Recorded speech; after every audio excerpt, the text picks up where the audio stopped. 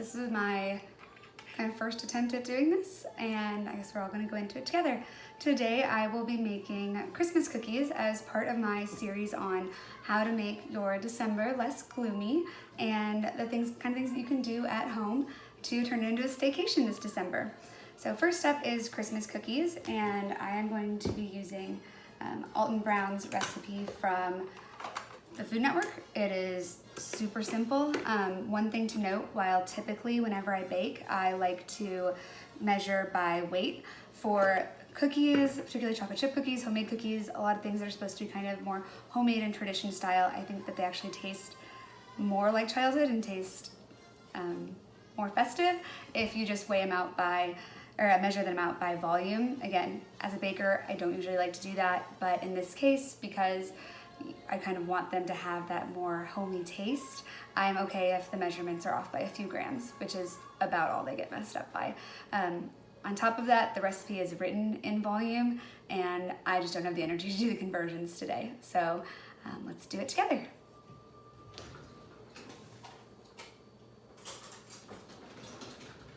The first thing that I'm going to do is sift together the flour, baking soda, and salt. And a quick note about when you when you measure by volume, while you are using a measuring cup, first of all, always use a solid measuring cup, not a liquid measuring cup. So don't pull out this to measure your cup of flour, because that actually has a much better chance of being very off. So I recommend using like this, and instead of scooping it in, where if you scoop it in, you're gonna pack down the flour really heavily, take a spoon and spoon it into the measuring cup.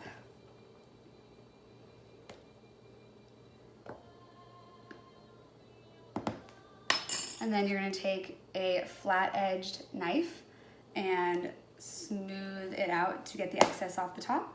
And instead of pouring it straight into the bowl, I have a sieve inside. I'm going to pour that in, and it calls for 3 cups of flour, 3/4 of a teaspoon of baking soda, and 1/4 teaspoon of salt. Anytime a recipe mentions salt, they are likely asking for kosher salt unless they specify. If you don't have kosher salt, you want to use the same weight of kosher salt or iodized salt. If you are just doing it by volume, you use half the amount of volume for iodized salt as for kosher salt, because it is bigger. Again, when I do home bakes, I think that the iodized salt goes through the bake a lot better because it can spread out more, and it also goes through a sieve better. So to do this, I'm actually going to use iodized salt.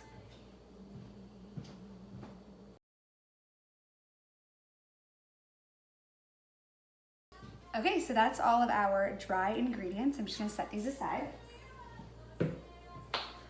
Another tip, and something that I'm usually very bad about while you are going, just keep cleaning up along the way. Once you're done with the flour, put it back in its place. Once you're at the baking powder, I don't need those ingredients anymore. And actually, to roll out the cookies, instead of using flour, I'm going to use powdered sugar to make it extra sweet. So we don't even need to leave out the flour to save some for dusting. Yeah, that'll just help you really go faster. If you don't have a sieve or don't like sifting that way, another thing that you can always use is a sifter. This one is from IKEA. It was literally less than $2. You can hear it. So how it works is that you put the ingredients in there. Instead of shaking it, you just do this, and it kind of forces the ingredients, any like kind of clumps of flour, to separate and sift into your ingredient. That kind of thing is really nice if you're doing it over like a pot or over your KitchenAid bowl or something. And you don't necessarily want it to go everywhere, but you don't have to do it that way. So the next thing that we are going to do is to prep our wet ingredients. So for this, it is, we are going to put the butter and sugar in the stand mixer, and then we are going to add in the egg. One thing that the egg calls for is to beat the egg a little bit first before putting it in there. That, again, just some things I don't know why we do what we do, but they taste good. Okay, about eggs. Unless a recipe specifies bigger or smaller, you should be using a large egg. Not a medium egg, there's not gonna be enough. An extra large egg and it might get too wet. So using a large egg, it's usually what recipes are intending. Lightly beat your egg.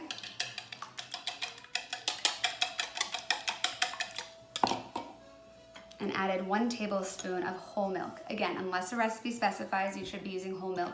Usually milk is a way to add in fat to a recipe and add in a little bit of liquid. So unless they say skim milk is fine, grab whole milk. We don't usually drink whole milk. You can pick up one of these at your local grocery store for about $1.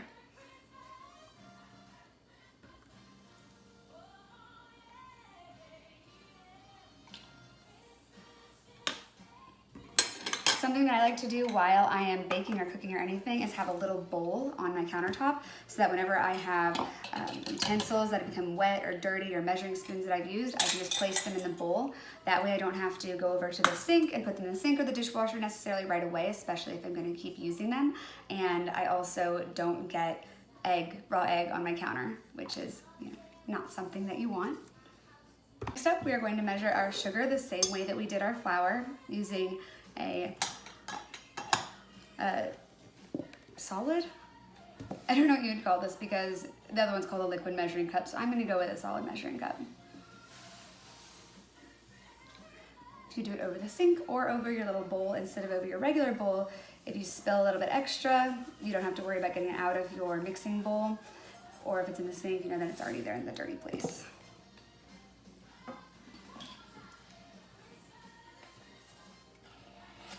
And again, wasting a few tablespoons of sugar isn't gonna hurt anybody.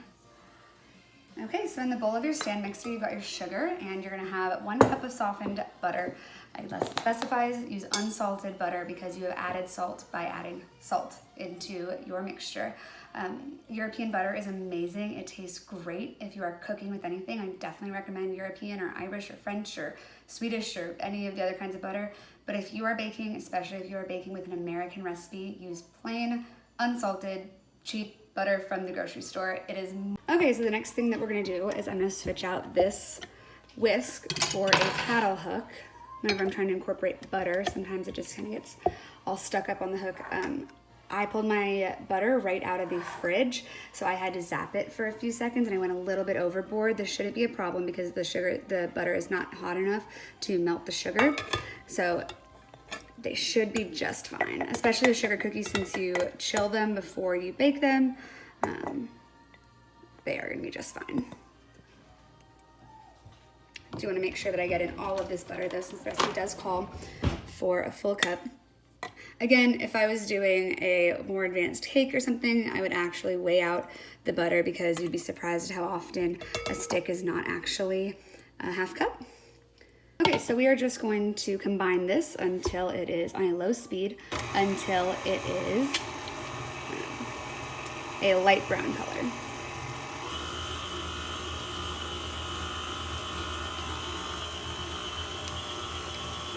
After we combine that, I will be adding in the previously mixed egg and milk.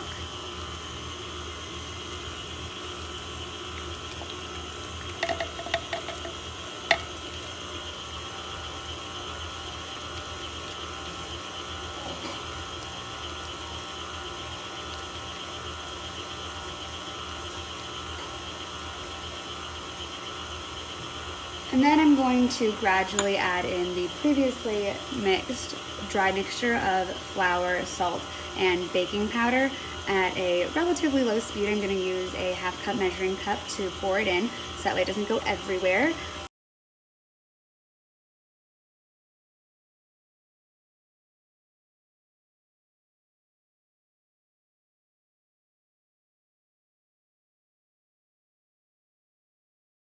As you can see now, it's clearly pulling away from the side. I know that I scraped it down a little bit, but now you see anytime even something touches the edge, it pulls itself away, which means that it is done.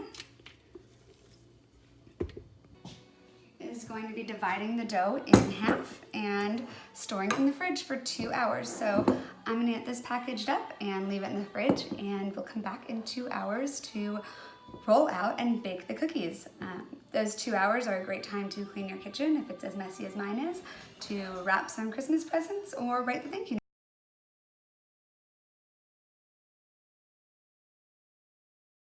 note.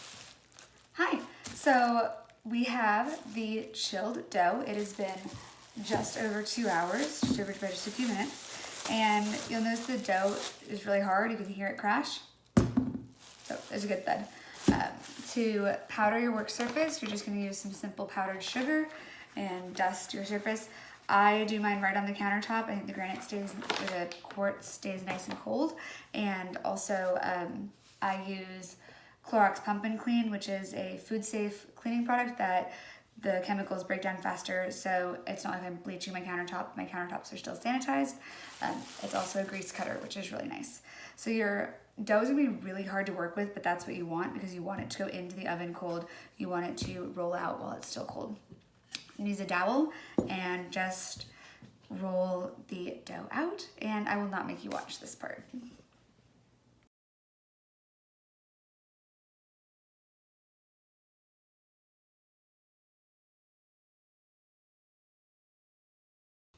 The next thing that we're gonna do is cut out the cookies. So this year I picked up a container from Target that just had 18 different shapes in it. This recipe is supposed to make 3 dozen cookies, so I'm hoping to get at least 2 of every shape. I might not do some of them because they might be really hard to decorate, but again, I'm just gonna do the speed up and watch you so you can see how we cut cookies.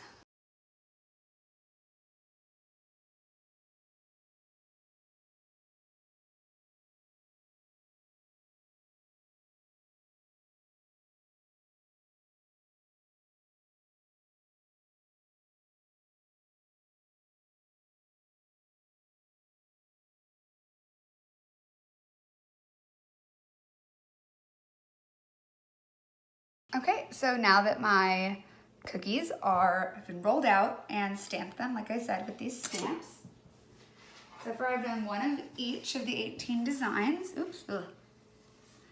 Thought those would stick a little bit better, but thankfully none of them fell. Before I pop them in the oven, I'm just a little bit concerned that throughout the rolling process and stamping process that they got a little bit too warm. So I've got a smaller cookie sheet in the oven right now, or in the freezer right now, and I'm gonna sit that on top of the cookies before they go into the oven, just so that they can cool off a touch and they go in cold. Whenever I go to bake them, I'll bake them for about 3 minutes and then rotate the tray so that they bake evenly, and then do it for another 3 to 6 minutes. Something to consider whenever you're rolling them out, you want them to be about a 1/4 inch thick. These might be a little bit too thick, but I would rather them be too thick than too thin, because last year I lost about half my cookie dough to burnt cookies because they were just too thin and caught really, really quickly. So whenever you're rolling, thicker is better than thinner, and I've used half the dough and cut out 18 cookies, so the fact this makes 3 dozen is perfect.